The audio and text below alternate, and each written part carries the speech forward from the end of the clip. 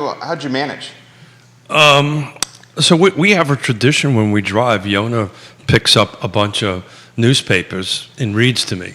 Oh. And so the good news is we get an opportunity to spend some one-on-one time together. She reads to me and then asks me questions to make sure I retained it. And you always do? I always do. Do you listen, Keith? Keith? Yeah, okay. Jerry. Okay. Listen, define listening. How many times does she have to read the same article to you while you're making the trip up 90? Was it 95 or 81 you took?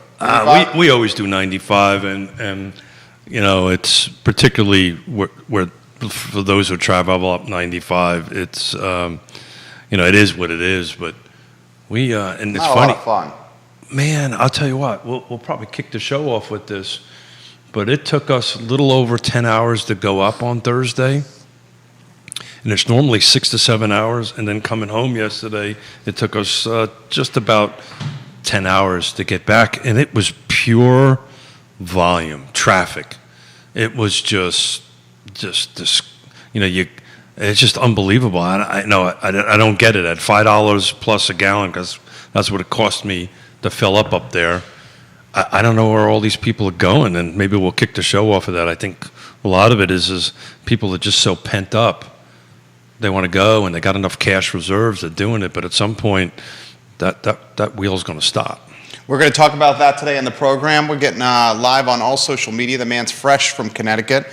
The topic of today's show is Shift. Shift. Shift. The new phrase that the distinguished gentleman has coined. We'll talk real estate, we'll talk life, we'll talk the pursuit of happiness today on Real Talk with Keith Smith. Batman and Robin. Keith Smith. Batman and Robin. And Alfred. He's got a mic. Alfred's wired up. He's got the studio cam ready and a microphone. We can rock and roll when you're ready, J-Dubs.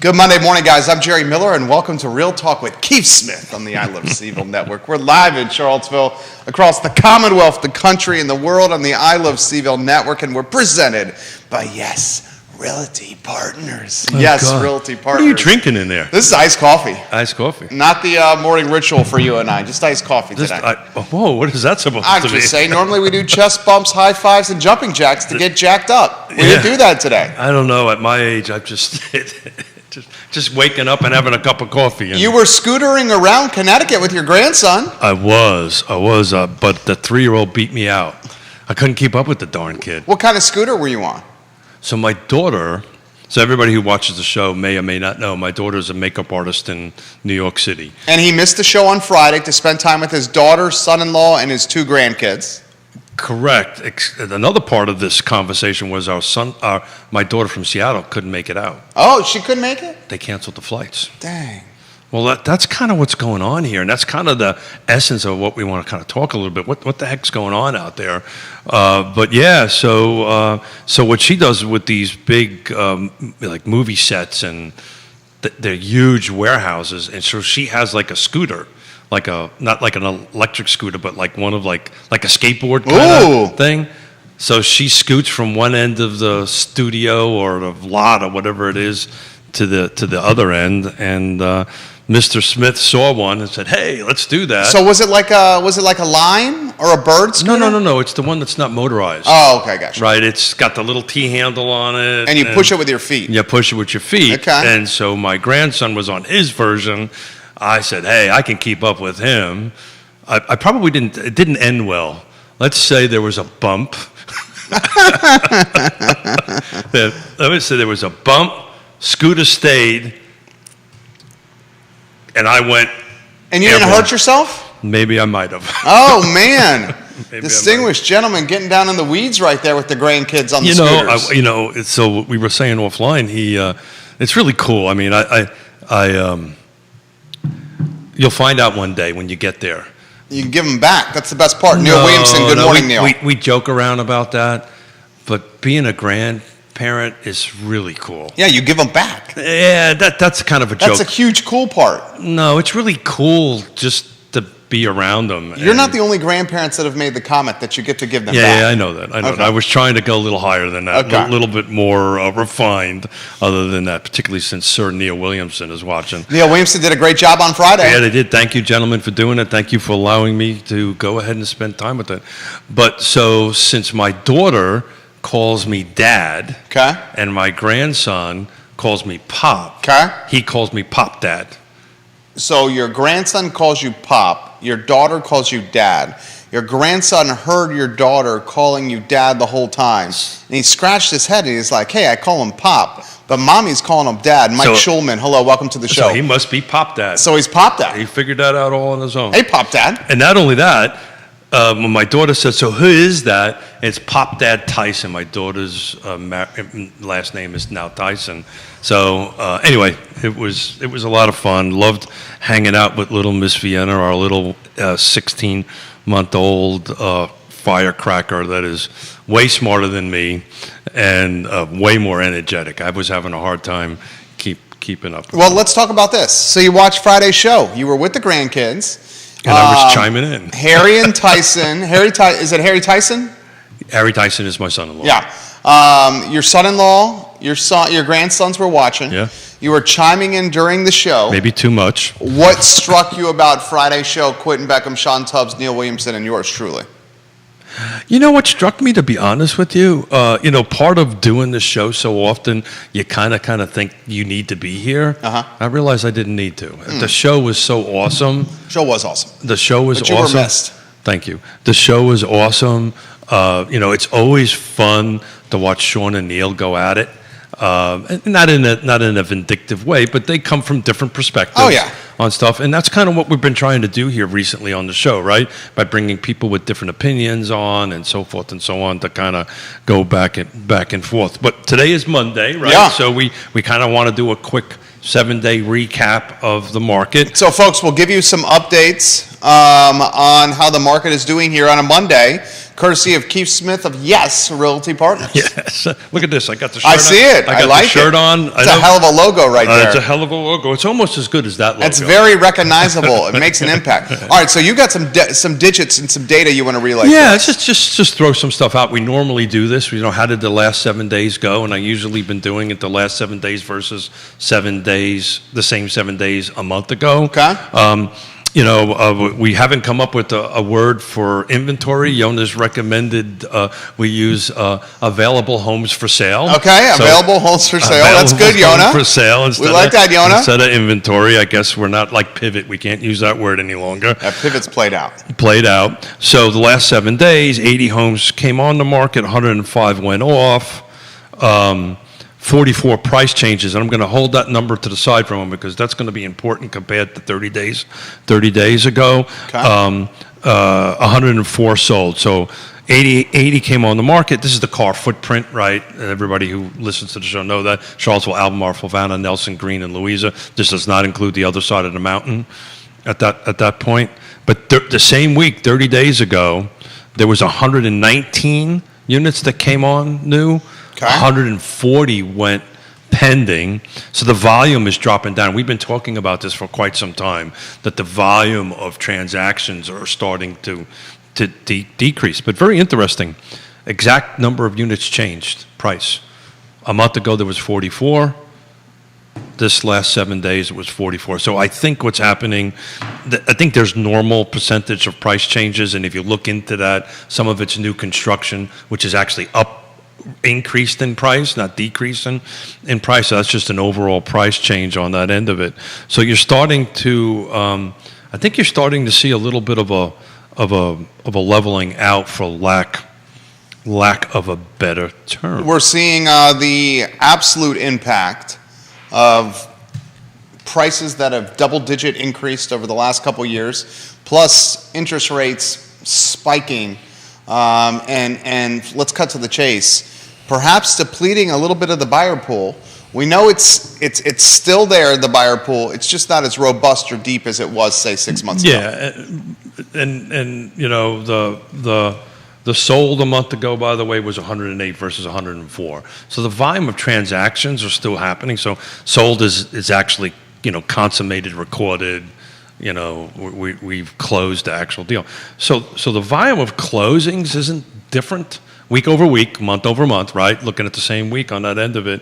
But the overall inventory coming on is dropping a little bit. It's about roughly almost 20, 30, 40 units, somewhere around that, less a month. So we kind of called this some time ago. We did call this. That was going to do that. So what's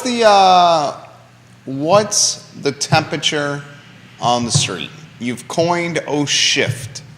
What'd you say? My hearing. Shift. You got to be careful. Not SHIT, shift. Shift. Shift. Yeah. The market is a shifting. Yeah, so to quote Bob Dylan, the times are changing, That's the markets right. are changing. I Thank like you. that. Thank you on that end of it, to steal that end of it. Oh, you got the picture on screen, the Gary Keller picture. Oh, on look the at book. you, huh? Look at that. I don't get to see that. Alfred doing his thing. doing Thank his you, thing. Alfred. That's Look. Judah Wickower, by the way.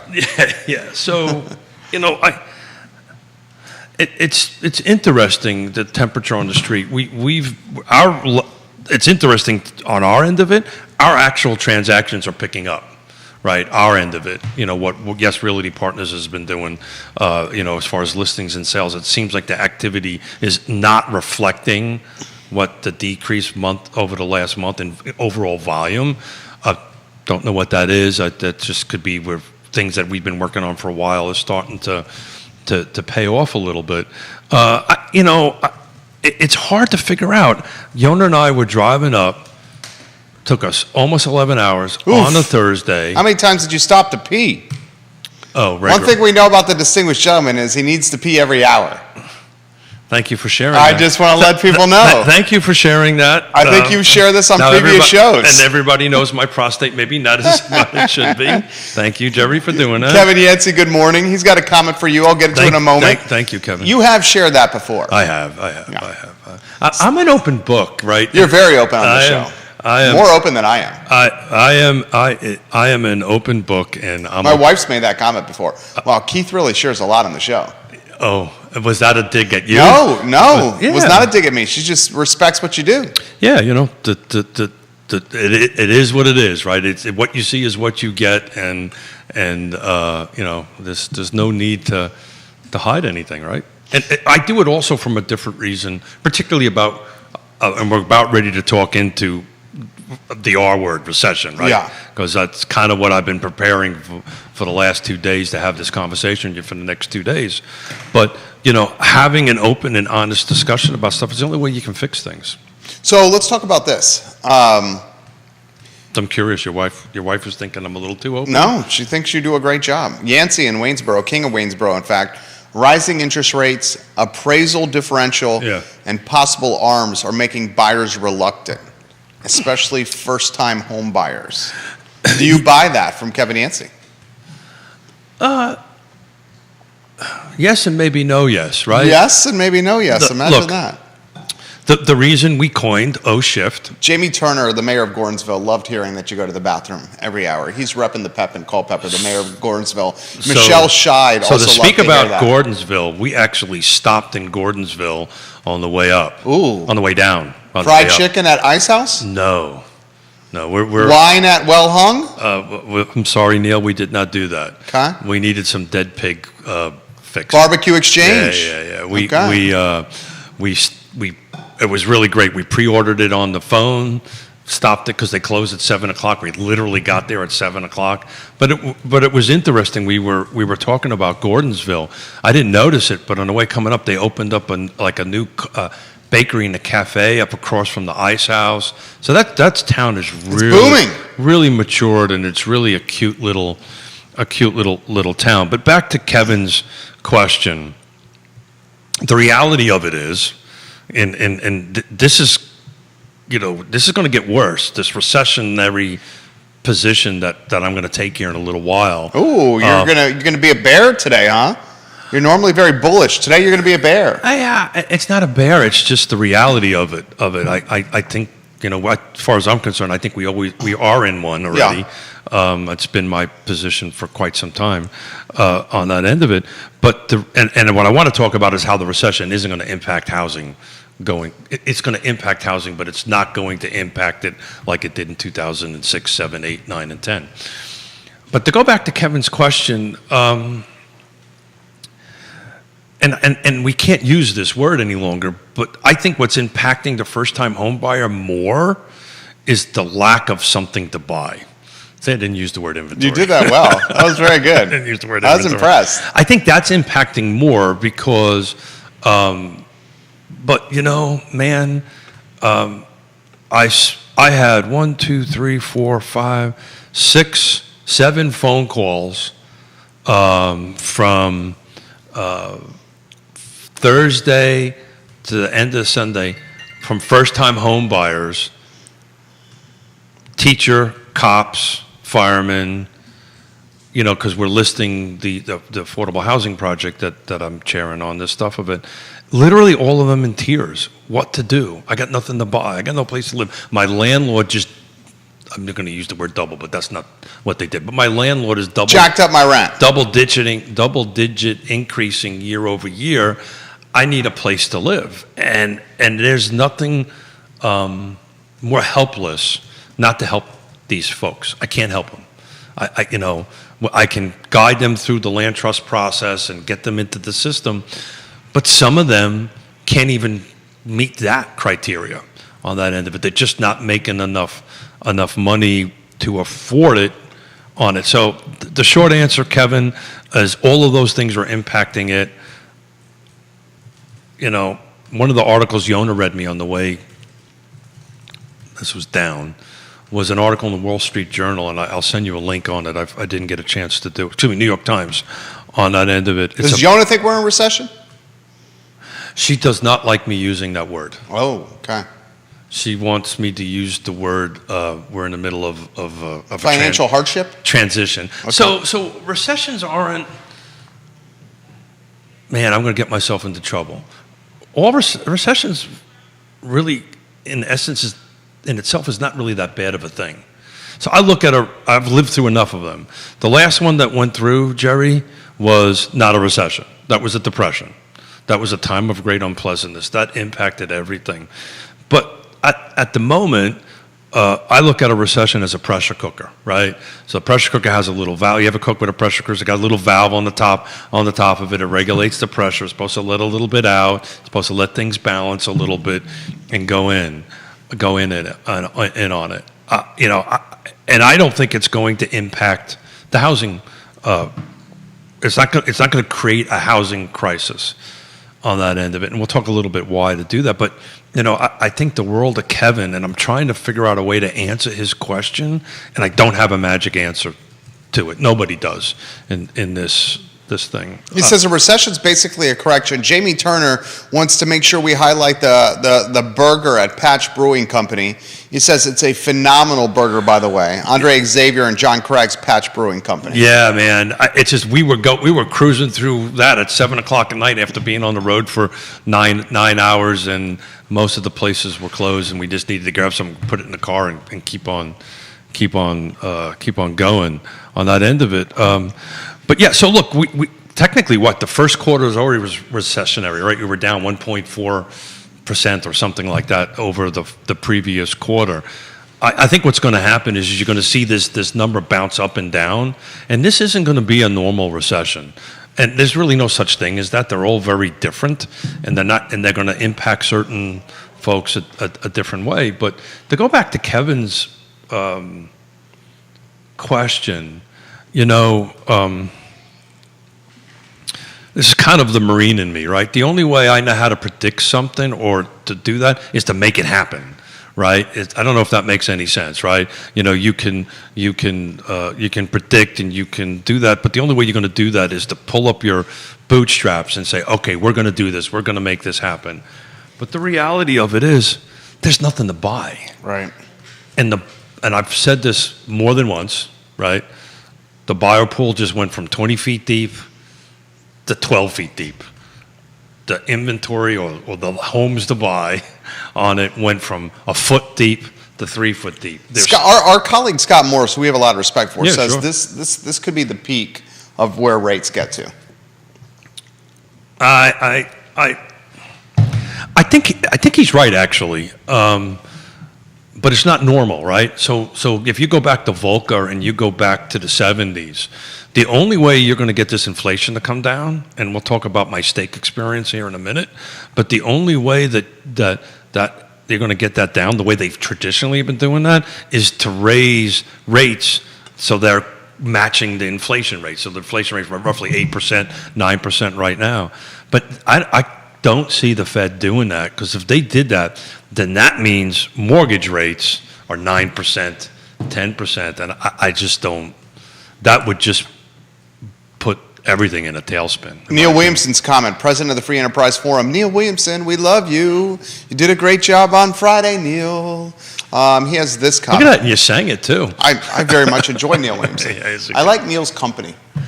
You know, I like being around Neil. yeah, you know, he's the type of guy. Even if you don't agree with him, you love him. I generally agree with just about everything he says. He's quick-witted, and he's got a mischievous streak, and he's a little bit of a jokester. That's very Really? very I don't similar know. to I got me. a couple of zings, and I wasn't even here. I love Neil Williamson. He has this comment. This is the president of the Free Enterprise Forum. Growth will slow down, not reverse, because the Fed's rate raising is nothing like in the past. I agree. The main difference today is that interest rates remained abnormally low. Until rates get to the capital market determined level, i.e. without the Fed's interference, the Federal Reserve is still running a loose money period. And that source is Forbes So magazine. it's an interesting observation. Filled up, going up at Wawa, coming down. It was a local New Jersey version of Wawa up in there. And let me ask you a question. When you fill up with your card, do you use a debit card or a credit card?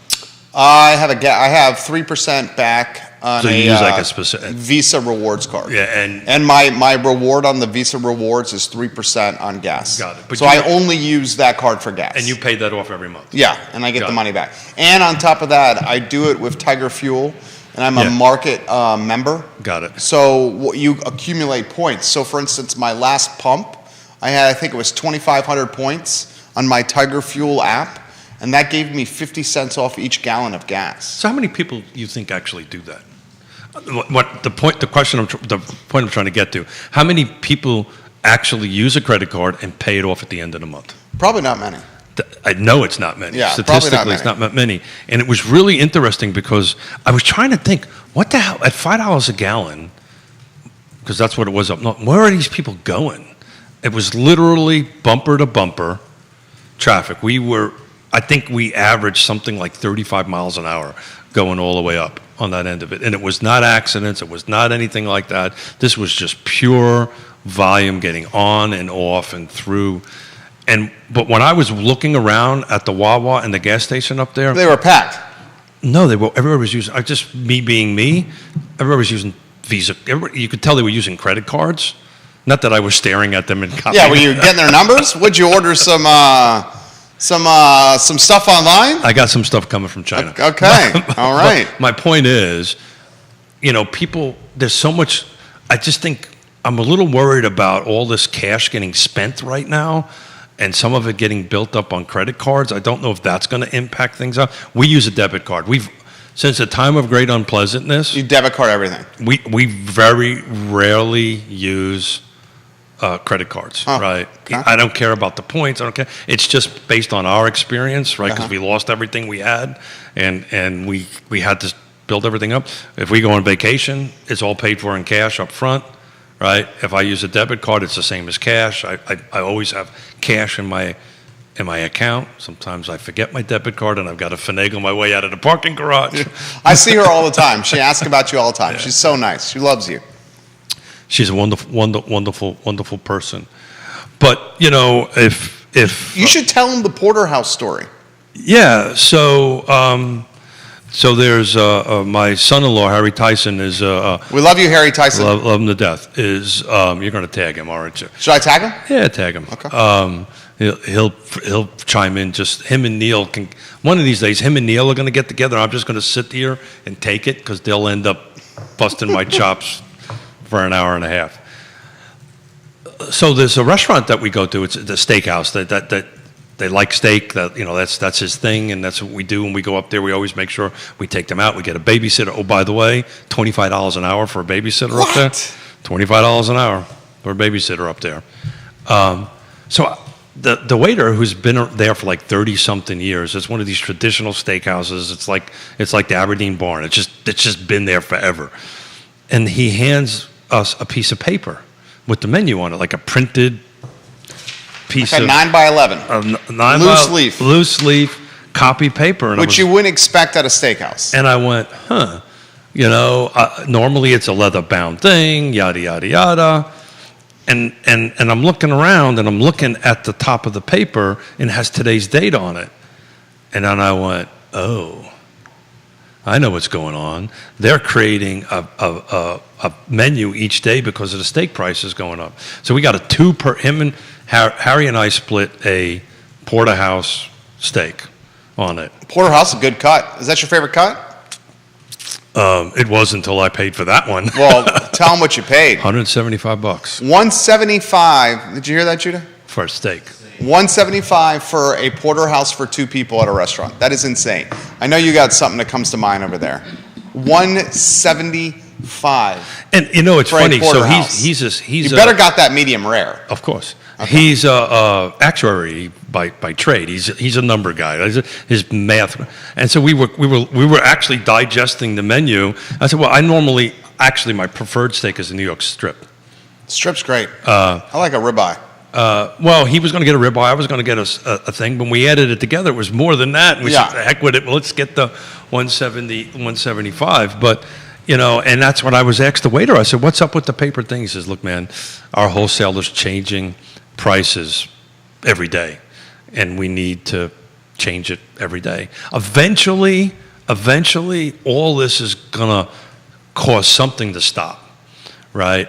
Eventually, our rationale was okay, we got enough, we saved enough money, right? We got enough. It's the kids. We'll treat them. It's okay. We'll do it, right? But eventually, that pot of money that we've saved, we're either gonna not do this anymore because we want to save that money, right? Or you're not taking any more trips to Connecticut? Is that what you're saying? No, we're not going to probably go to that steakhouse again, or we're going to split it. Yeah, or that two-person porterhouse is going to go 3 ways. No, 4 ways. 4 ways, yeah, right. 4 ways. Yeah, and it actually did. We shared. We always share the meals anyway. Yeah, family style on that end of the stuff. But anyway, so I kind of wanted to focus a little bit in the next 2 days, today and on Wednesday, because Scott's not going to be able to join us. He's out traveling on. Let's kick off this recession conversation and how do people feel out there? And you asking me, what I thought the vibe was out there on the street. I'd love to have people chime in. Jamie Turner, what's the vibe? You rep the PEP. You're the mayor of Gordonsville.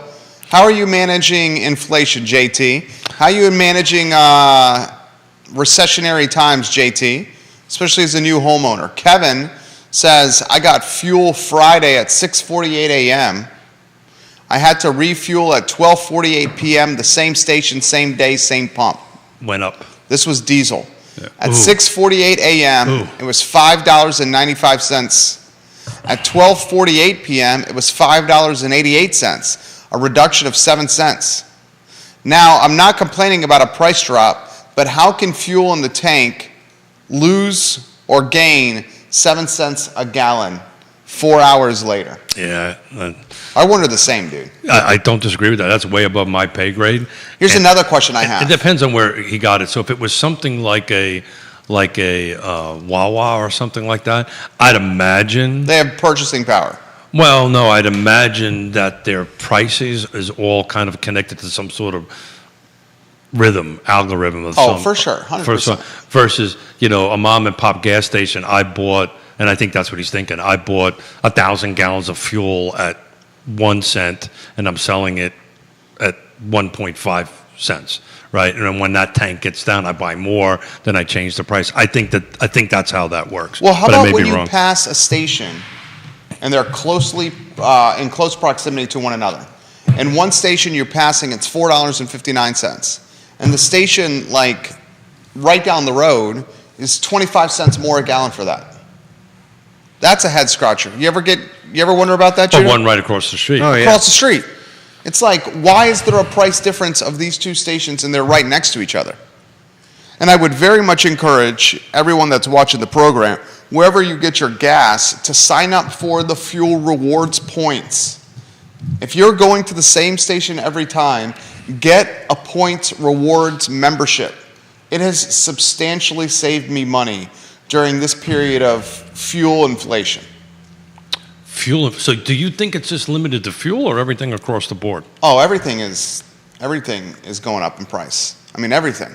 I mean, groceries, like you said, going out to dinner, But trips has to it changed? Costco. Has it currently changed the way you're doing anything right? Are you going out less, buying less fuel, or you're just sucking it up? We're sucking it up as of now, but we're having the conversation. I mean, I know one way that we can do it, and Jamie, we'll get to your comment here, is to carpool more. That's a conversation that we're having, the wife and I. Jamie says, I got a rental in Orange County and renting out the basement to travel nurses to decrease my overhead. My fiance and I are fortunate enough to have a DC salary and live in a lower cost of living area, so we're doing all right. Started increasing our savings rate to prepare for the uncertainty to come.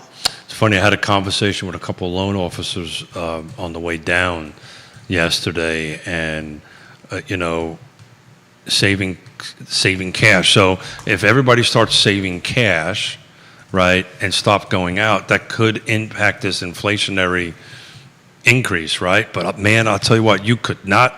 I don't know why I keep on coming back there, but just the volume of people on the road at these inflated gas prices is just kind of blew my mind. Oh, I forgot something, by the way. You're gonna put the sticker up there. Neil says fuel replacement costs change hourly. So the price of the fuel is being adjusted hourly. President of the Free Enterprise Forum, Neil Williamson. Yeah. Grayson says this, gentlemen, these are just gonna be the new prices for gas. Get ready and watch out. Yeah, so Do you buy that, Judah Wickhauer? Are these just the new prices? Do you buy that, Keith Smith? A lot of people feel that way. well, I've read somebody, we're on social media, and one of the social media platforms that at least this show will never run on is Nextdoor. Okay. I don't, at least my show, what I do, because there's so much bad information out there, and I had to actually jump into one conversation that somebody was saying that the price a liter in Europe was $8. No, it's a gallon, so a liter has little around 4 gallons. It's roughly $1.50 a liter right now, depending on which country you're in on that end of it. But these have been the normal prices in Europe for years and years and years. And they adapted to it. Jamie says we're planning a wedding right now, Jamie Turner, so we're tightening up the budget for sure. The venue has increased prices a few times due to the cost of goods increase on their end. Wow. Escalator pricing and planning a wedding with the vendors. Jamie, thank you for sharing that. We know the escalator pricing is certainly very prevalent in the home building process, as cost of goods are quite volatile. We're going to have right two now. pros come in on Friday to talk about that.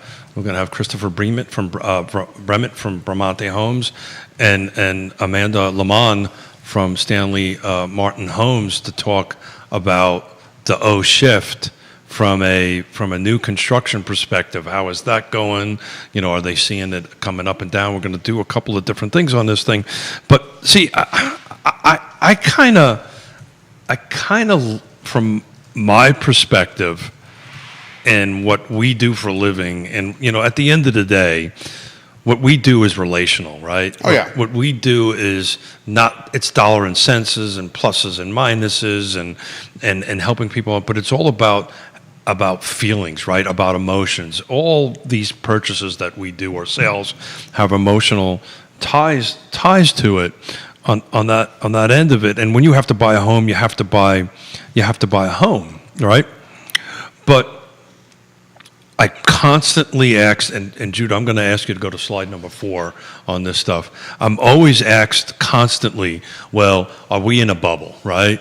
Right, and the best slide that I can come up with is about the lending standards, right? And we're going to have Woody Fincham come in. Thank you, buddy. We're going to have Woody Fincham come in and talk a little bit about this. But what's very interesting about this lending standards is it's just a formula that is used out there for what's called a mortgage credit availability index. So if there's any mortgage folks going at it, if you take a look at 2004, 5, and 6, it was up around where the housing bubble was somewhere around 900. We're at 121, which is this index that they use. And that's been kind of level, somewhere between 120 and 200, now 900 being the bubble. So the restrictions to buy from a lending control standards on it is really going to keep this thing from overheating and blowing up.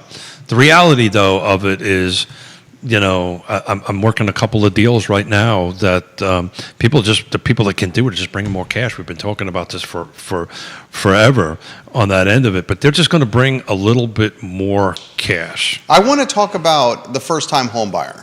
And you have said on this show before that this is not the most difficult climate for the first-time home buyer to buy a house. You've made that comment multiple times on this show. Prove it. The tape doesn't lie. Is it really tape or is it digital now? It's not tape. It's not tape. It's just anymore. the same. But RealTalkWithKeithSmith.com doesn't lie. All the shows are there. It does not lie. I actually got called out on something about that the other day. What'd you get called out on? Let's say I got called. Was it something you said? Of course. Okay. Of course. You've said in the past that this is not the most difficult time for first-time home buyers to buy a house. Kevin Yancey says fuel, by the way, in the Middle East is 28 cents a gallon. Yeah, because it's subsidized. 28 cents a gallon for gas. That's in Saudi Arabia. In the Middle East. It's subsidized. The government just subsidized it.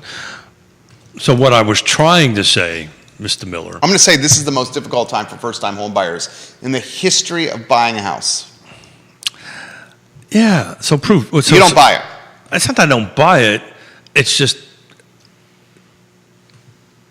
that's a pretty big statement. Oh, it's a huge statement. I know the significance of that statement. That's a huge statement to make on that stuff. I can tell you, because we had it, I can't remember who was the guest, and we were having that conversation, that, back when we bought for the first time. You had massively high interest rates. Well, it wasn't high interest rates. So this only goes back to 2004, right? But the lending standards were very different, much more difficult back there to get it, back in the late 80s. Talk about recessions, right? So, it was, it was difficult to get, it was just difficult to get it.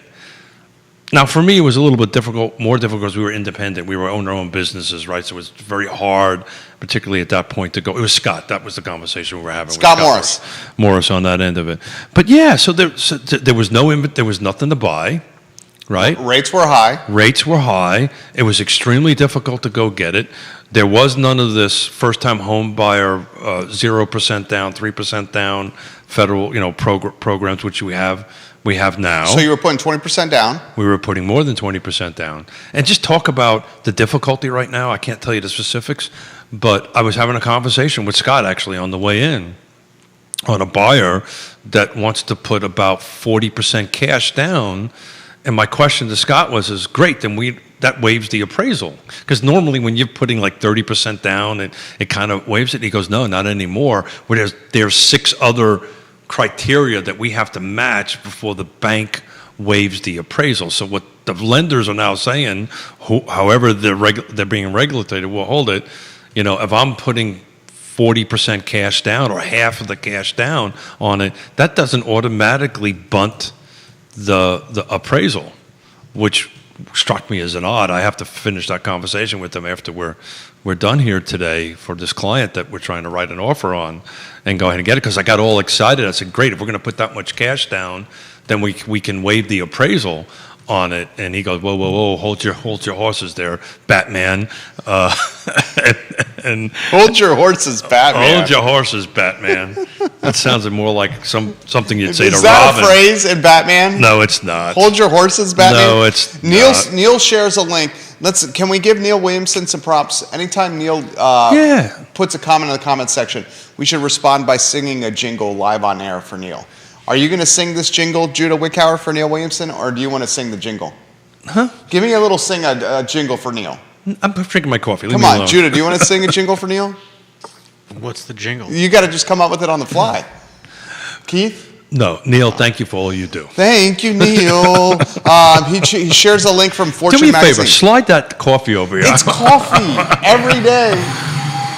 Oh, so close. Every day it's iced coffee. So he shares a link. Can you slide it back? Don't mess up my Yeti. I'm worried about spilling it. Oh, man. That could have been better. Did you get that on studio camera, Judo? I hope you did. Just the bear. Just the end where he spilled The the end coffee. result on the end of it. Okay, so he shares a link Do from me a Fortune. favor. Go to a one shot. Go to, where are you going? I'm going to clean that up. No, you don't have to clean that up. It's completely cool. This very We spent enough time together that I know that bothers you. this very expensive antique table is okay. Is that what this It's a is? very expensive antique table.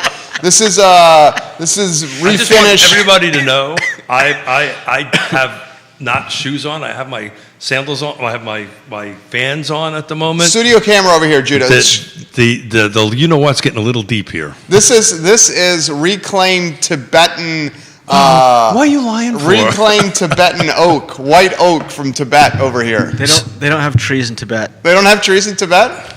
Are there no trees in Tibet? There's trees in Tibet. I trust Judah way before Judah has no idea. if Hey there's guys, let's trees get in back Tibet on or not. thing. So There are trees in Tibet. Neil says this. Neil, He please shares please- a link from please Fortune stop magazine. by, save me. He shares a link from Fortune magazine. And the link, and it's a subscribe-only link. So pretty much all media these days is going behind a paywall. So I can pretty much only read the headline in the first paragraph, and then everything else is behind a paywall, but it's Fortune magazine. The headline, are you ready, Judah? 3-shot, Judah. Let's get you in the mix. Look at that hair. Look at his lush locks over there. This is the longest I've ever seen his hair. It's very hipster. I like it. Look sharp, Judah. Put it in a ponytail. Can you wear, would you ever... I don't think it's long enough to. Oh, no, you got it. You can get a ponytail. Yeah, Judah. Yeah, but then the ends pop out. Even here. Liza the dog was like, "Hey, Dude, let's that? put your hair in a ponytail, take a photo of you behind the camera in the microphone, and create you a Tinder profile. Oh man. You need a Tinder So profile. hold it. Is Real Talk with Keith Smith now getting into the dating game? We're going to try to help Judah. Judah, Judah deserves a better half, don't you I think? think Judah's doing okay. Okay, so here's the headline, Judah. Are you ready for this? So It's from that's a comment from a father. Never ever push your kids into that kind of. Well, I thing. would hope the father wouldn't push his daughters onto Tinder. I mean, I hope that's not what you're doing. No, let's do your thing. This is I'm his reading work my notes. colleague. Sounds You like go a- do your thing. I'm reading. It sounds my like a new age country song.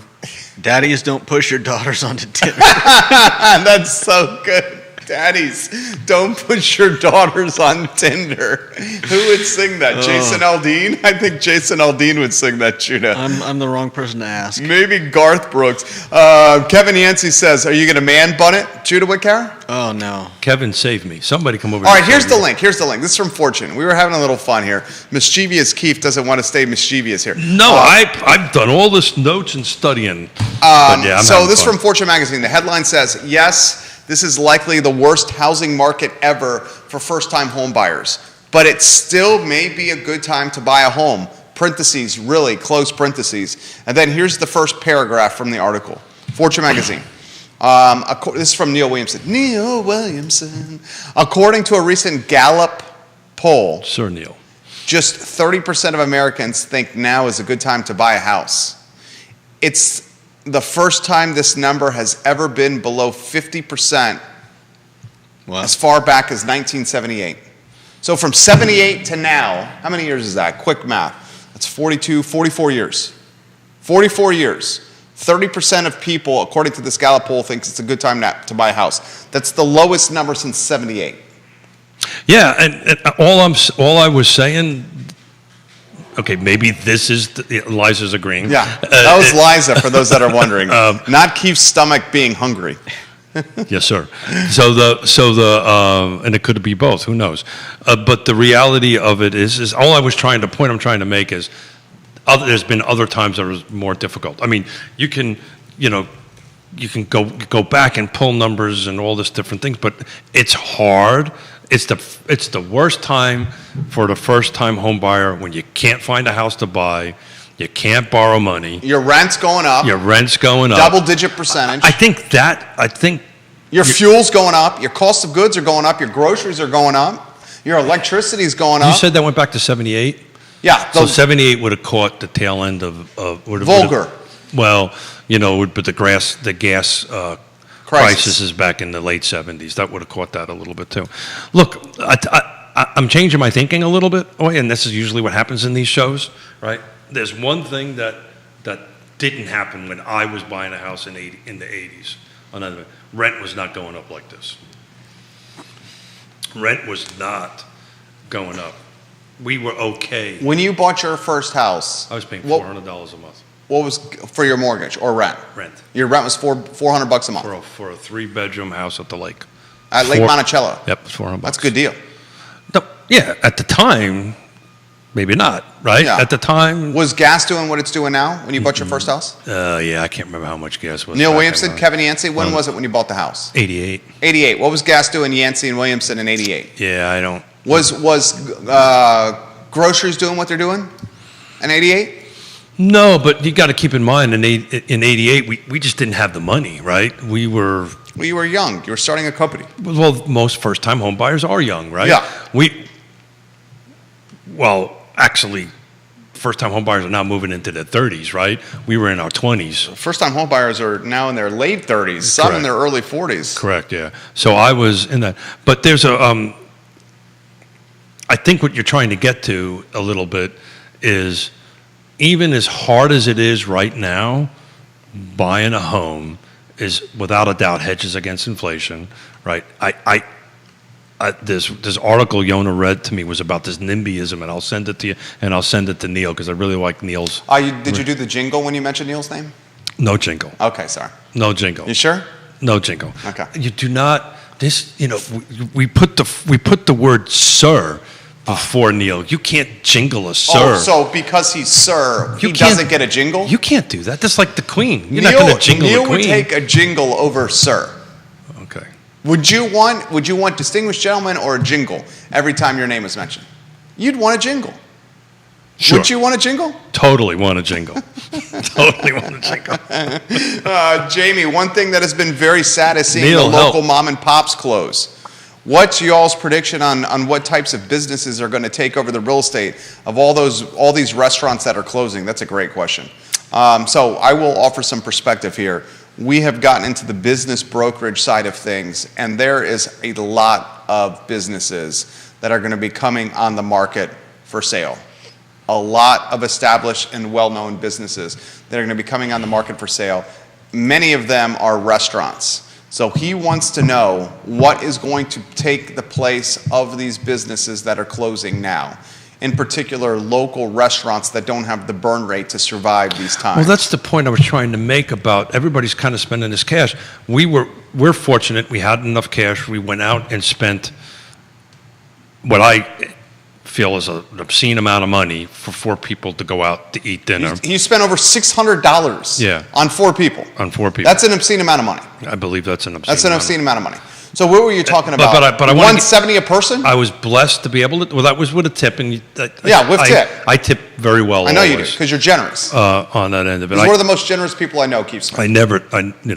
I start at 20% and Yep, that's what I do. Work my way up. Yeah. If it's crappy service, I still give 20. Yeah, it's the way the system is set up over here. But in any event, I will tell you, as much as I enjoyed the steak and enjoyed the company and the cocktail and all this kind of great stuff, when we go back up there again, we're probably not going to go there. So you're making the pivot from We're going to go to a taco the place. steakhouse to the steak burrito at Taco Bell? Yeah. Is that what you're saying? No. We're not going to go that far. Let's not get carried away. We Yancey won't go says out it to was eat. 88 cents a Sure. gallon. Sure. The highest gallon price in 88 was 61 cents a gallon. Yeah. 61 cents a gallon. Thank you. I'm going to make the statement I again. can't remember I remembered yesterday because it was brutal. But I'll make the statement again. I think this is the hardest and most Yeah, difficult time for first-time home buyers in American history. And I'm starting not to disagree with you on it.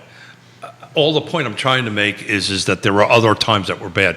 But as I'm thinking it through and we're having this conversation live, right, the only factor that was not in there was the increase of rentals.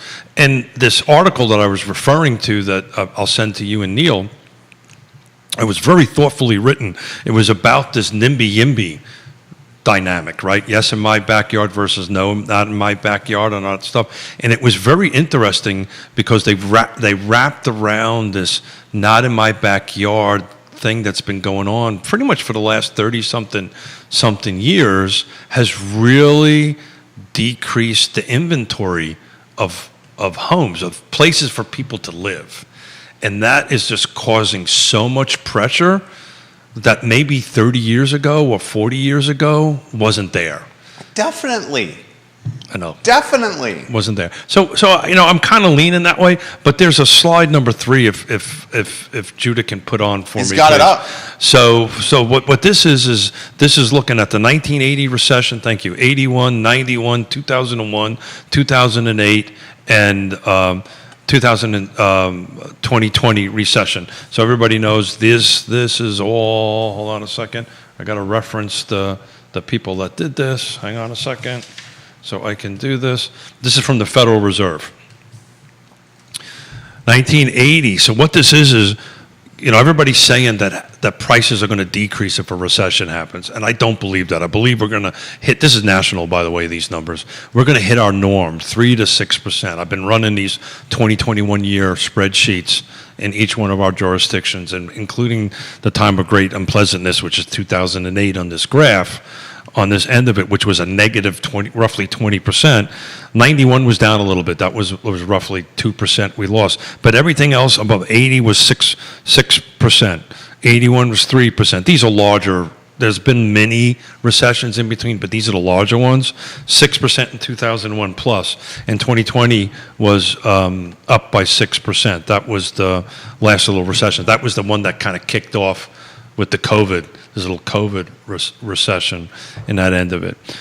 So we get asked all the time, well, should I wait and not buy? And the answer is buy, if you can do it.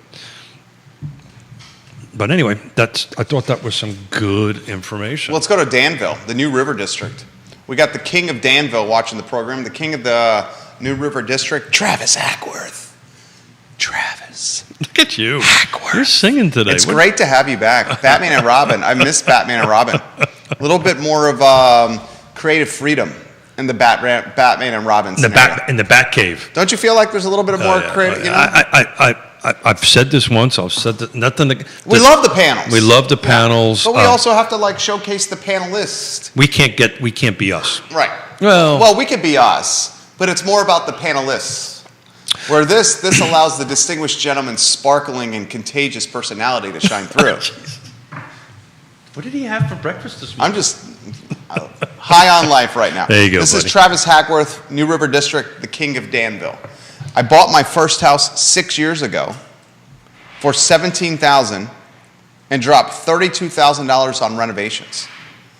Did the work ourselves. Sold the house 3 years ago for $89,900. The same house is valued at $140,000. Yeah. A 1,200 square foot home. Travis, is this in Danville? Is this in the New River District in Danville? I'll give you this again. He bought his first house 6 years ago for $17K. He put $32K into it. So 32 plus 17 is 49. They did the work himself, and then they sold the house for $89,000. That's a delta of 40 G's. Now, granted, you're going to have some real estate commissions, some closing costs, and some taxes you're going to have to pay there, but that's a nice little tidy profit they got. That house is now valued at $140K. How many years did he buy that ago? He bought it 6 years ago, sold it 3 years ago, and today it's valued at $140. I bet you that was a foreclosure that he bought. Was it a foreclosure, Travis? He said he got it south side near the North Carolina line. Yeah. So what that kind of highlights a little bit, what I think you're going to start seeing here, We're is being called the Abbott and Costello. Abbott and Costello. Thank you. We'll take that as a compliment. And people want to hear you sing jingles. No, And in chat, I don't believe you. I just totally made that. do not I believe just you. made that one. I totally don't believe You caught me. Yeah. I completely made that up. I know you have 3+ years. Who wants Keith Smith to sing a jingle? No. Put it in the no. feed if you want Keith Smith No, to sing nobody- a jingle. Kevin Higgins, do you want it? JB Turner, do Hey, you want hey, it? time out. Neil Williamson. We have an obligation. Jonas says no.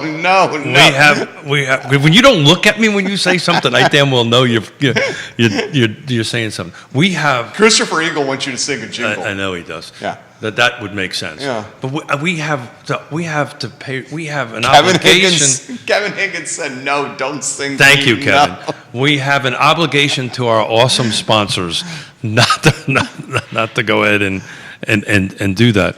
So I think that was probably a foreclosure. He says it was his grandmother's home. Oh, got it. No Got real it. estate agent. Grandmother's home. Got it. Sold it himself. Got it. Kevin says, I don't think either of you could carry a tune in a bucket, but you guys are hilarious. Thank you very much for I that. could not carry a tune in a bucket. This is Kevin Higgins I got to write that down. from Greenwood, Virginia. I've not heard one good explanation from anyone, including financial experts. Judah, go to a 3-shot. I want you to give your take on this comment about to come in.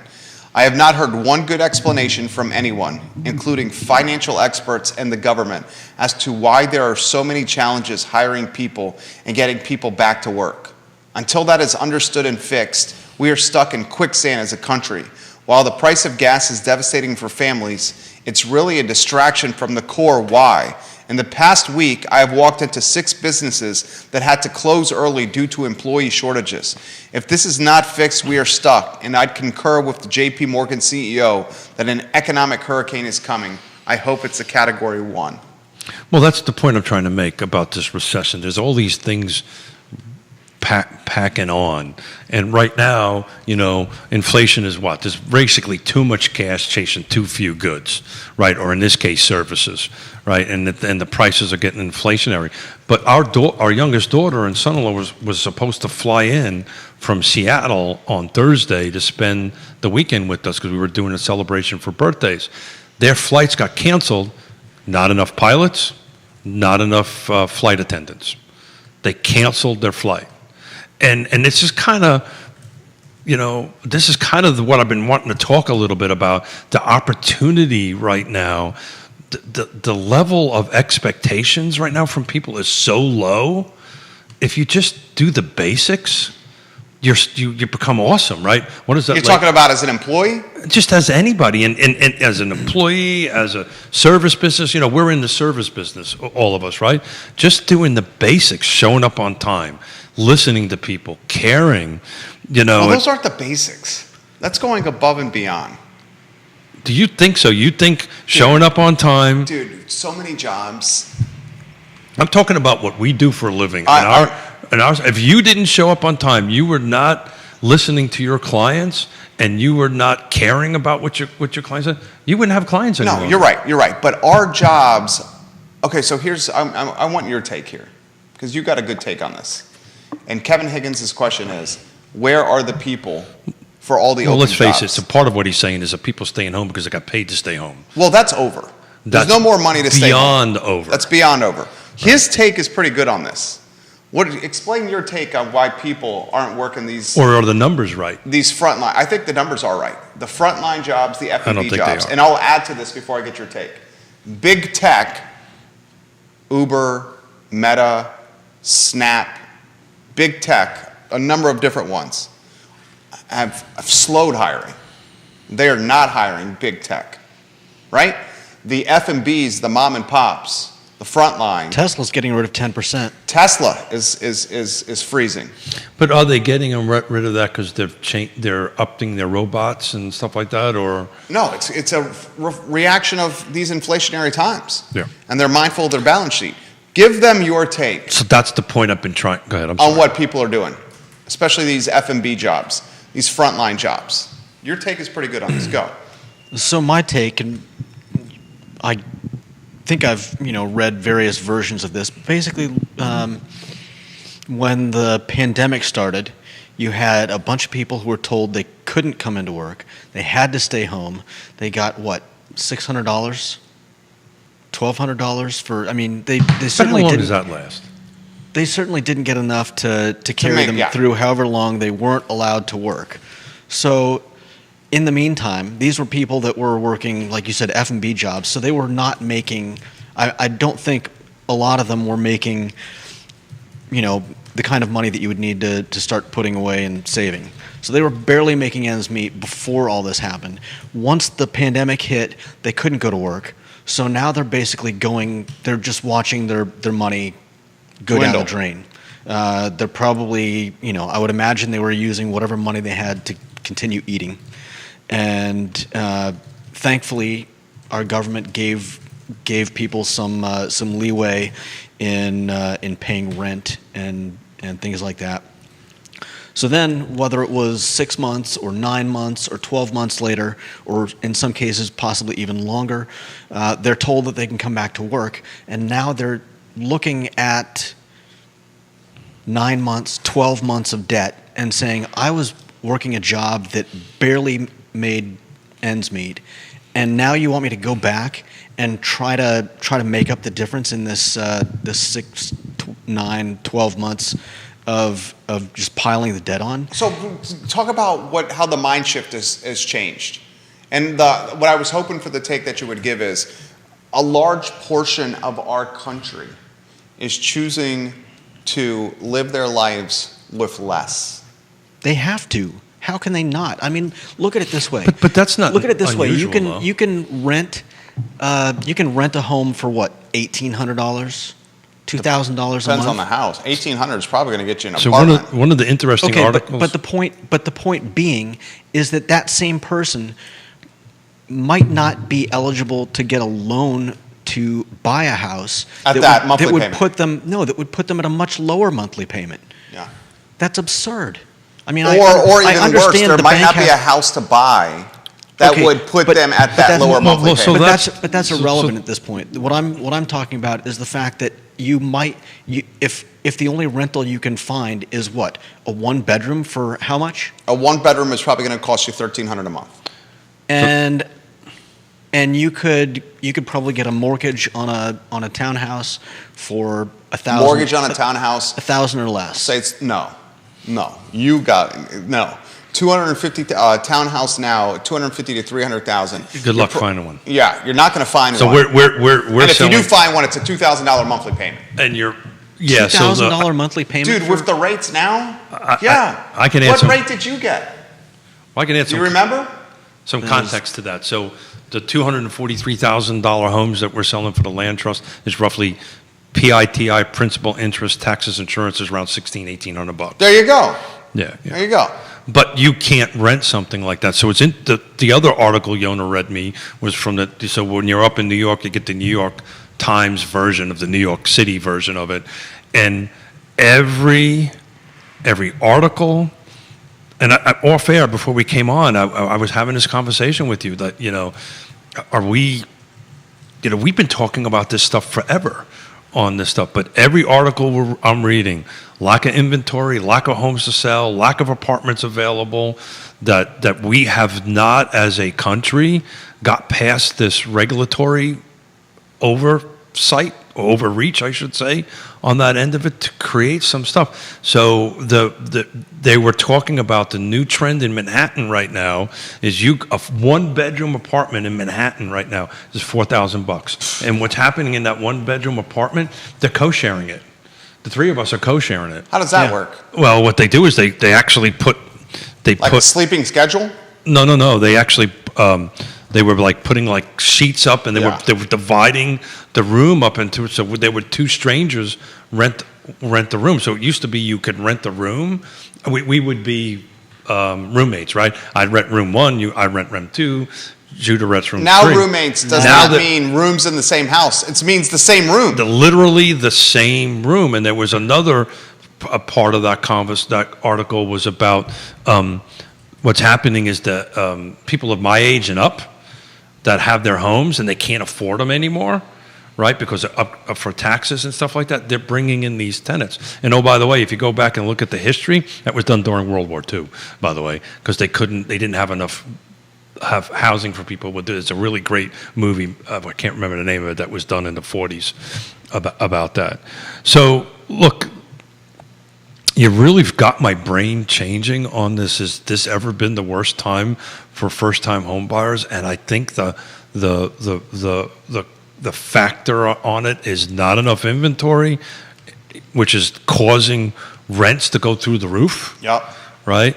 I think you're going to see appreciation, just like we looked at on slide number 3 on this stuff, 6%, 6% in 80, 3% in 81, a negative 2 in 91, positive 6.6 in that, negative 20 in 208, and positive 6. You're going to see that balance out in this 6%. Again, back to the thing, the best way to compete against inflation or hedge inflation is to own it. You're going to see, I think, rents double those numbers.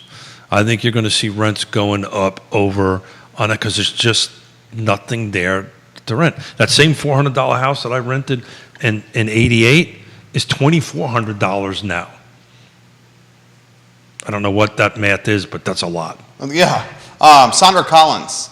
Oh, she's classy. Do you know Sandra Collins? Very much so. Okay, she's watching the program. She has this to say. Women are out of the workforce, gentlemen. Women are out of the workforce because they get paid, a lot of them, $11 to $15 an hour. Well, childcare, as Keith just highlighted, is $20 an hour. How's that going to work? $25 an hour for... In Connecticut. That's babysitter. Yeah, yeah. You don't want to know what my daughter and son-in-law pay for daycare for 2 kids is substantially above my mortgage payment. She also says we have an inverted triangle of retiring baby boomers out of the workforce. Retiring baby boomers leaving the workforce, an inverted triangle right there. Sandra Collins watching the program. Correct. So what you're doing, and we've talked about this before, you're having the baby boomers, which is myself, competing against the millennials for it. And I'm driving up yesterday, and maybe Neil can help me with this, and you guys can help me with this. He shared a very important comment that I should read. Okay. But finish your thought. No, I wrote a note down. Go ahead. Okay. He says, here's a press release from Charlottesville City Hall. Okay? The headline of the press release from Charlottesville City Hall.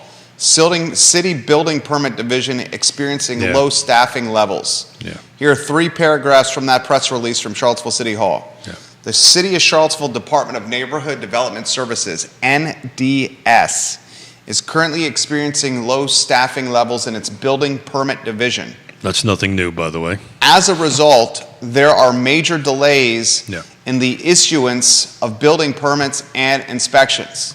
NDS remains committed to serving all constituents in the community. Every effort is being made to process permits and inspections in the most timely manner possible. The department acknowledges inconvenience this may cause and appreciates everyone's patience and cooperation during this time. Building and trade inspections will not be available May 31 to June 13th. Information about submitting third-party inspections can be found online. So just think about that. I've got a closing that's going to happen in that period of time. I can't get a CO. I can't close. Yeah. So we're going to talk about this on Friday. Not only. So there's a couple things we always champion here, right? Turn red tape into green tape. Missing middle, right? More housing for everybody. This helps everybody across the board.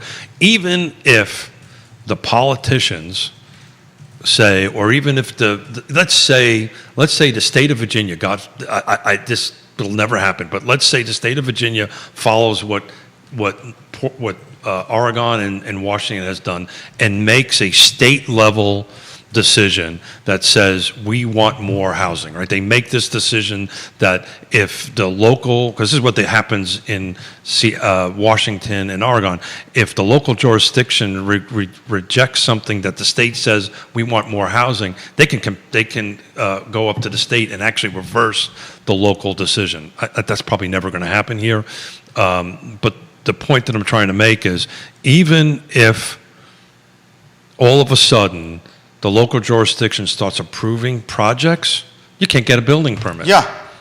Yeah. Oh, by the way, the building permit is the last part of the permitting process. So NDS, so not only are building permits, this is an important part here, not only are the building permits and the COs held up, the permits for me to develop and create the lot to go ahead and give it to the builder to build is also delayed. This project out in Fulvana County, unfortunately, I had a sleepless night about it last night. I have some concerns about it. Is it's taken 2 years to get past the site plan thing. So much so, local folks that live around there thought that's something that just got approved, didn't realize it's been in the works for 6+ years. The other thing that's a little concerning is now you got to get inspections. Even Fulvana County is having problems keeping up with their inspections because things are starting to pick up a little bit. It's a lack. Why is NDS having a problem? They don't have enough people. They can't hire. They don't have enough people. Your son-in-law, Harry Tyson's watching. Hey, you Harry. alluded to the daycare bill each month. Yeah, I didn't want to say the number. He gave the number. Yeah, He I says, want him to do that. We pay $3,700 a month Yeah. for 2 kids in daycare. Yeah. That's astronomical. Did you hear that? That's insanity. That's insane. And That is insane. this will burn his goat. That's a reason to move south right there, Harry Tyson. Well, yeah. If 5 days a week of daycare in Virginia, 1 kid, 5 days a week, Monday through Friday, 3-4-year-old is going to run you under $500 a month. yeah, so that's what I didn't write that number down. What was that number? $3,700 a month. Yeah, so I'm gonna call it 4K. Just Yeah, call 4K. but very interesting. They get shut during COVID. I remember having this conversation with Harry. They would shut down because they had a case. They would And you still had to pay full tilt. still had to pay full Full tilt. rate. Full rate. Yeah, That's crazy. that's how they were doing it. That's just crazy. $4,000 a month. Just think about that. So $4,000 a month. Is Gas that 8 a.m. to 5 p.m., Harry? Man, that kid would be there at. He says we'd move south, but your daughter, his wife's job requires her to be in New York pretty much. Yeah, Harry can get a job at what he does. He can work any place. He's just a rock star at what he does on that stuff. But for Yasmina, it's L.A. or New York. But it's interesting. For $4,000 a month, she could travel up back and forth. Jamie Turner says, I'm on Keith's side. No jingle, please. Thank you, Jamie. Thank you, Jamie. Thank you. I don't know what got into his Wheaties, but it's pretty good. What time is it? Oh my God, it's 11:30. I know, the show is humming. We got a lot of I comments to get did to. not get to my notes. Wednesday. Okay, we can do that. He says, I'm seeing 20 and 30-somethings at his company walking away from multiple 6 figures to explore passion projects and other items. Yeah. I had a chance to talk with one of them before leaving, and she said she was just burnt out from the last 2 years and wanted to take some time to build something for herself. I'm seeing that with the businesses that we're brokering. A lot of these business owners are out of the pandemic. And I say to him, you're out of the pandemic. You've You've made the it. hard part The is hard part's behind over. you. Yeah, sure. And their response is, I'm burnt out. I'm exhausted. Yeah, I'm burnt out. Yeah. I do not want to do this anymore. Interesting stat, and either you, Neil, or Judah can double check, or one of the viewers and listeners can double check me on that. But this whole Great Resignation thing was interesting. I read an article about that 70% of the people that did that regret that they did it. Regret quitting. There, absolutely. Of course. Yeah, I don't. Yeah. Isn't that obvious? Well, most of them are millennials, right? Of course they're going to do it. The grass is not greener on the other side. It never is. How many times do we have to go through things in life to realize that the grass is not greener on the other side? How many times have we made that mistake? I've made that mistake so many times. It's never greener. Yeah, I know you well enough to know this. You don't make the same mistake twice, though. I had that where it's like always seeing something. What's the saying? A bird in the hand is better than 2 in the bush. That's exactly right. Isn't that what it is? A bird in the hand is always better than 2 in the bush. But I want on Wednesday, because Scott's out spending time with his family on that. On Wednesday, I kind of want to take a higher road conversation about this, because everything we're talking about business wise and personal, it's going to start changing. This recession is going to come. We may bounce back and forth and all this kind of great stuff. I think so too. Yeah, I think next quarter is actually going to be a little bit higher than last quarter. So technically, to be in a recession, you have to have 2 consecutive quarters of negative growth. But look, when you're filling when Harry's paying $4,000 a month and the gas, because I filled up over there. He's paying $4,000 a month for daycare. For daycare. And Kevin Higgins responding to Harry Tyson. Kevin's watching in Waynesboro, Virginia. Harry Tyson is watching in Connecticut. Connecticut, yeah. And Kevin Yancey says, Harry, 48,000 is more than 50% of UVA employees. Correct. What they would make with their salary. Yeah. What the total salary is. They are paying in daycare what some people actually a percentage. They're paying in daycare what more than over half of the employees at the University of Virginia earn. Sure. And plus $5 a gallon in fuel. On that, it cost me $100 to fill the Subaru up. I've never put $100 $100 in the Subaru? Yeah, $100. It was. What gas are you using? This regular gas. It was $5. It was just a tad over like 5 something. I didn't shop around. I was late, wanted to get fuel, so I stopped in the first gas station that I saw, but it was $5 a gallon. Now, this comment's coming in from Stacy. It's important to emphasize that the area of Connecticut they live is one of the most expensive areas of the country. Oh, sure. But not Norwalk, though. Norwalk's not cheap. Well, what they're talking about, it's bookended by what do you got, Fairfield? Well, Fairfield, New Canaan, Westport, and what's the where everybody? Oh God, Talking Greenwich. Greenwich, thank you. So it's shoehorned between Greenwich and Westport. Yeah, I mean that's a pretty expensive area. But it's not. I mean, we were just looking at a home up there. The taxes that they were paying on this new home up there was like $9,000 a year. Greenwich is like twice or 3 times that amount. Westport is twice or 3 times that amount. So up there, you kind of look at what are you paying for your taxes per year. Just imagine that $9,000. So not only are they paying $4,000 a month on that, they're paying $9,000. I don't know what they're paying in the taxes, but I suspect it's pretty close to that on that end of it. They're paying for a ton of gas. No wonder why I had to pay for the dinner. So gladly did it. Kevin, it's not popular right now, but Elon Musk, Kevin Higgins, King of Greenwood, it's not popular right now, but Elon Musk requiring employees back in the office and the fact he will personally review exceptions tells you how committed he is to getting this country working again. He needs to sell Teslas and get his employees back to the office. I think people are coming back to work, guys. I got to tell you, they're coming back to work. I had talk about Tesla. I had an oh shucks moment going up. Literally, a guy was in an S, asleep. The car was driving itself. The guy was literally sitting there sleeping. That's great. It was weird, man. Freaked me out. Neil Williamson, comparing Connecticut townships reminds me of Rodney Dangerfield's Back to School when he said, "You want to look skinny? Then have fat friends." There you go, buddy. So on Monday, we'll kind of talk into a little bit about, I want to kind of get in how we can help people, particularly people in business and the service. He said, hey, Keith, we just got an email. Harry, we just got an email literally 2 minutes ago during the show. They shut down that daycare rates are going up. Sorry. Literally just got an email. Yeah, it's just... It was interesting. I get asked all the time, why did I leave New York in 1987? Even in 1987, right? I couldn't afford to live there. I literally couldn't afford to live. I don't know how Harry and Yasmina do it, right? I just don't know how they do that. The two of them work their butts off, right? To pay now, not that people don't do that here. The numbers are just different, right? I know it requires 2 income families to survive here, but those numbers are just so big. Whatever. God bless them. They're doing a better job than I could do. But I want to love you, Harry.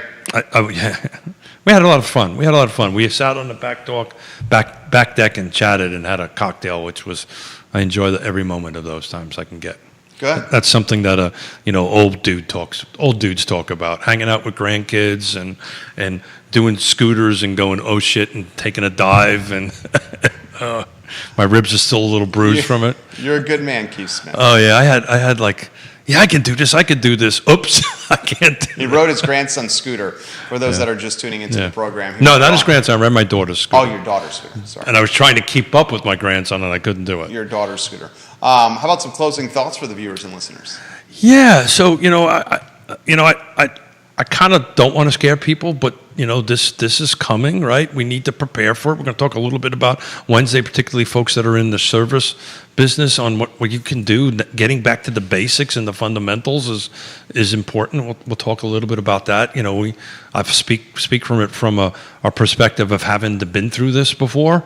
On what we can do, and I just love our Batman and Robins. Dude, I love it. I'm looking for one on Wednesday. Friday is going to be a lot of fun. We're going to get into new construction, so I'm going to get to geek out a little bit on my new construction stuff, which I love. I'm not going to brush off a few new construction. Amanda Lamone of Stanley Martin on Friday. Christopher Bremen of Vermonte Homes on Friday. Yeah. Wednesday, it's going to be Batman and Robin. Yeah. Scott Morris is traveling. He's traveling. Yeah, he's enjoying. I think he's hanging out with the family at the beach. If I believe remember, that's what he's doing If I as well. remember correct, but he's still working because, man, I was on the phone with him 3 times already this morning on some stuff. Scott Morris, guys, Ross Mortgage, Keith Smith of Yes Realty Partners, Judah Wickauer, Jack of all trades of I Live Seville. And soon to have a ponytail. Oh, yeah, man bun. A lot of your fans are asking for a man bun. Judah Wickauer, can we go to the one shot over there and show Man everybody bun. the man bun? You can pull off a David Beckham man bun. I think you could. Did you just compare him to David I Beckham? did. I It's don't a- know. that's I don't think I'm gonna go with the man bun. I don't think it'll ever happen. You don't think you'll wear a man bun? Your fans are asking man bun. My fans, sure. Can you pull the hair back and see what the man bun would look like? It's man bun. It goes up, I think. Yeah, it goes up. You have to be Look like. at that. That's super hipster. He could pull off the man bun. Just because I could pull it off doesn't mean I should pull it off. I like it. It's super hipster. Okay. Okay. Keith doesn't like it. All right. Keith doesn't like it. He doesn't. I do. Look, Judah, Judah can do no wrong. You and I get into all trouble all the time. Of course we do. But Just Judah, like I do at home. oh yeah, Judah can do no harm. So I'm excited, man. Thank you for this. Is just a great show, and I'm looking forward to it's Wednesday. dynamite. Looking for Wednesday, and I've literally got pages and pages of notes we didn't even get to. I can't wait. Wednesday, Real Talk, 10:15 a.m. We'll close with this. Kevin Higgins of Greenwood, Virginia. This country needs the same discipline and strength that Keith had on his rebound. If that doesn't happen, we are just throwing darts out there. So we're going to thank you for setting me up because we'll talk about what it takes to rebound. Thank you on Love it. Wednesday. Keith, Judah, Jerry, Real Talk, presented by Yes, Realty Partners. Yes Realty Partners, baby. Yes Realty and Partners. RealTalkWithKeithSmith.com. All the shows archived Yeah. at realtalkwithkeithsmith.com. I've used the hell out of that. I had. Did you give your magnets away? Did you bring some to Connecticut? Oh, I didn't think of that. Oh, man. Damn. So what are you doing with the magnets? Are they just collecting dust at Ix? Maybe we'll give them away. need to give away those magnets. That's an idea. Give We'll away give them away. Give away the magnets. Okay, yes, sir. God, give away magnets. What else am I supposed to do? Just be your... Sing. I'm supposed Be to yourself. sing. No, I'm dude, supposed to sing. You crushed it today, homie. I had fun. Thank you. It was so fun. I love this stuff. Me Absolutely too. love it. I absolutely So love much it. so, I think I'll take the rest of the day off. He's taking the rest of the day off. Yona, no, he's not Yona. No, I got to show houses here in a little bit. That's the reason I got to get going. It's going back to work, Yona. I got to actually go do something. We got to go to work. Judah and Keith, I'm Jerry, guys. Thank you kindly for joining us. We'll see you on Real Talk Wednesday at 10:15 a.m. for another edition of Batman and Robin with Alfred Sitting Shot. So long, everyone. Have a good afternoon. Take care. Well done, Keith. Yeah, thank you. I love it. I have fun.